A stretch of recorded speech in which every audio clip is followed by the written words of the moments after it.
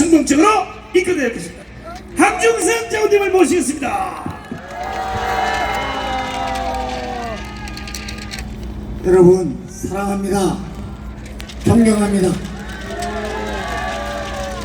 여러분 도사님 안창호 선생은 하루에 단 5분만이라도 나라를 걱정하고 나라의 미래를 걱정하지 않는 국민은 국민의 자격이 없다고 했습니다. 여러분 공산주의는 김정은은 이제 탱크와 총을 가지고 우리를 집어먹으려고 하지 않습니다. 그럴 능력이 없습니다. 그런데 가만히 둬도 이 나라는 넘어가게 되어 있습니다. 여러분 감사할 줄 모르는 자녀들, 그 부모들은 자녀를 잘못 키운 겁니다. 여러분 나라에 대해서 생각할 때에 여러분 이승만 대통령, 건국 대통령인 국부 이승만의 4대 건국 이념을 알지도 못하면서 저 국가 반역 세력들은 이승만 헌적 채우기에 몰두하고 있습니다. 여러분 4대 건국 이념 아시죠? 자유민주주의 체제, 자유시장경제, 한미동맹, 기독교 일꾼론, 이 설계도가 워낙 잘 되어 있기 때문에 여러분 우리는 그 뒤를 이은 박정희 대통령이 민족 중흥을 해서 여러분 2차 세계대전 후에 전 세계에서 전무후무한 민주화도 이룩하면서 경제 성장을 해서 선진국 6위권에 쏙 들어간 유일무이한 나라가 됐습니다. 그러면은 이승만과 박정희에 대해서 감사할 줄 아는 국민이 되어야 하지 않겠습니까? 여러분 이 나라의 반 이상이 국가를 망쳐놓는 세력들이 길을 서고 이승만을 욕하고 박정희를 욕하고 있습니다. 왜 그럴까요? 왜 그럴까요? 이 사람들은 국가 아무 생각 없습니다. 여러분 멀리 갈 것도 없습니다. 김대중 때문에 북한이 핵 개발을 했습니다. 전 세계의 역사에 상대국의 원조로 돈으로 핵 개발을 한 나라는 북한밖에 없어요. 그런데 여러분 김일성의 기념관, 기념탑 몇 개나 되는지 아십니까? 30개를 훨씬 넘어요. 여러분 우리 이승만 대통령 기념관, 박정희 대통령 동상 있습니까? 이게 우리 국민성입니다. 예?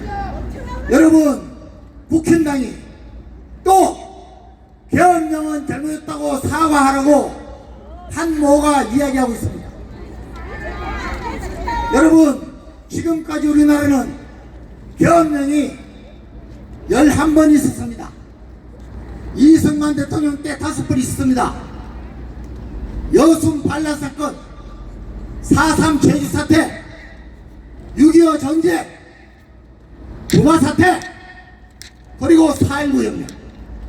여러분 이때 계엄령을 선포해서 나라를 유지하였으면 어떻게 됐겠습니까? 여러분 벌써 나라 무너졌습니다. 박정희 대통령 때 계엄 4번이었습니다. 여러분 그 계엄도 꼭 필요할 때 했습니다. 10월 60대 했습니다. 5.16 혁명이 있습니다. 그리고 부마항쟁이 있습니다. 여러분 계엄이 필요했기 때문에 대한민국 헌법에 계엄은 대통령의 통치권의 하나고 그 계엄을 하느냐 마느냐 평가할 사람은 오직 대통령이라고 적혀있는 겁니다. 여러분 최재화 대통령 때 2번 했습니다. 첫째는 11.6 사건 때 했어요. 둘째는 5.18 사태 때였습니다. 여러분, 이때 개엄 안 하면 어떻게 됩니까? 이번 작년 12월 3일에 윤석열 대통령이 계엄령을 선포했습니다.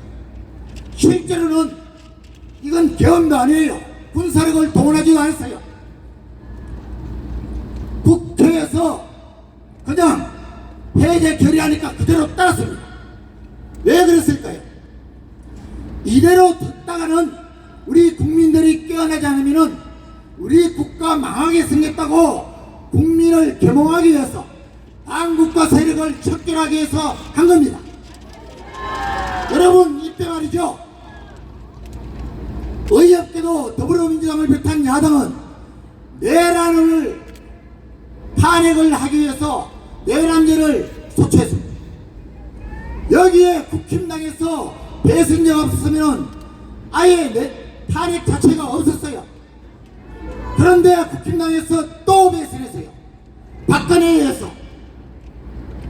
여러분, 우리는 이제 보수의 중심 세력을 바꿔야 합니다. 그 바꾸기 위해서 우리 자유통일당이 나선 겁니다. 여러분, 생각해 보십시오. 지난 문재인 5년 동안 나라를 위해서 국힘당이 집권여당으로서 한 게 있습니까? 윤석열 대통령이 정책을 실현하고 해도 사사건건 반대했습니다. 집권여당으로서 한 게 없어요. 그리고 계엄령을 선포하니까 집권당 대표가 왜 했을까? 따지지도 묻지도 않고 대통령한테 달려간 게 아니라 이재명한테 달려가서 배반을 했습니다. 여러분, 시간이 어느 때인데 국제정세가 얼마나 재빠르게 돌아가고 있는데 이렇게 행정부를 입법기관이 탄핵을 30번을 하고 모든 주요한 예산을 삭감하고 있을 수 있는 일입니까? 그런데 그 국힘당에서 또 계엄령에 대해서 사과하는 것입니다. 여러분, 국회에서 말이죠, 계엄령이 필요 없다면은 왜 미국은 계엄령이 있을까요? 선진국가들은 왜 계엄령이 있을까요? 국회는 왜 그러면 계엄령을 없애지 않아요? 아무것도 안 하고 있다가 하십시오. 여러분, 이 국회 우리가 가만둬야 됩니까? 여러분, 제가 분명히 말씀드립니다. 이번 대통령 선거에서 정권이 바뀌면요, 국가 반역 세력, 국가를 망하게 하는 세력한테 정권이 바뀌면은 우리나라는 그냥 망합니다. 여러분, 백리제일로 갑니다.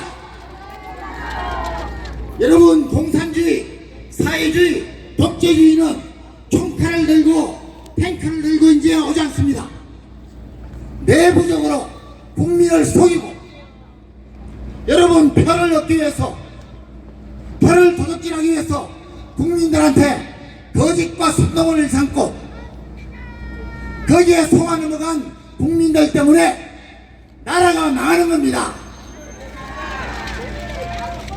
여러분, 국회는, 우리 법부는 제가 기억하는 것만으로도 20년 이상 우리 국민들이 평가한 공공기관 신뢰도 면에서 매주 꼴찌를 차지했습니다. 신뢰도가 20%도 안 돼요. 이런 국회가 지금 이런 엄청난 폭거를 하고 있는 겁니다. 여러분, 아까 말씀하셨지만 여러분, 부정선거에 대해서 이렇게 많이 국민들이 의혹을 가지고 정거를 들이대고 있는데도 중앙선관위 뭐합니까? 이번 선거 전에 여러분, 이런 선거 개혁을 왜 안 합니까? 입법부는 왜 선거법 안 고칩니까? 그대로 하겠다는 겁니다. 정신 똑바로 차려야 됩니다. 여러분, 대구 시민 여러분, 경북 도민 여러분, 여러분, 6.25 전쟁 때 낙동강 전투에서 최후로 보루 역할을 하는 게 우리 대구 시민, 경북 시민들입니다. 여러분 지금이야말로 6.25 때보다 훨씬 더 위험한 때입니다.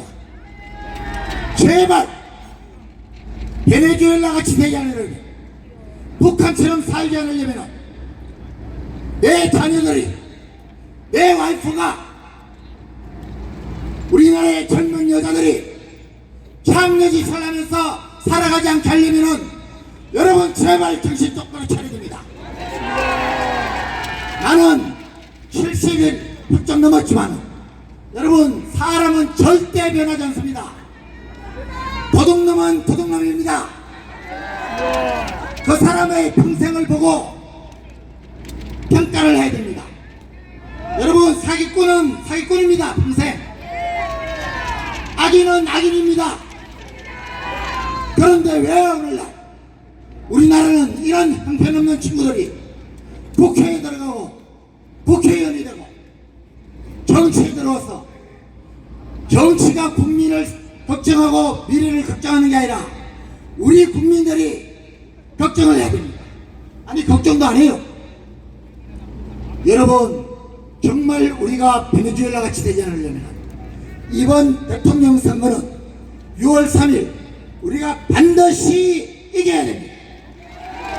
여러분 보수 우파가 정권을 유지해야 됩니다. 그리고 보수 중심 세력이 우리 자유통일당으로 바꿔야 됩니다. 여러분 젊은 마가렛 대치가 영국병을 고치고 탄광노조를 완전히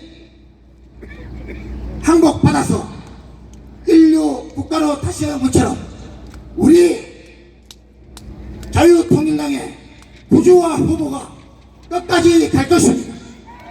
그리고 반드시 우리 보수파가 승리할 수 있도록 할 것입니다. 여러분 감사로 예배를 드리는 자가 나를 영화롭게 한다 그랬습니다.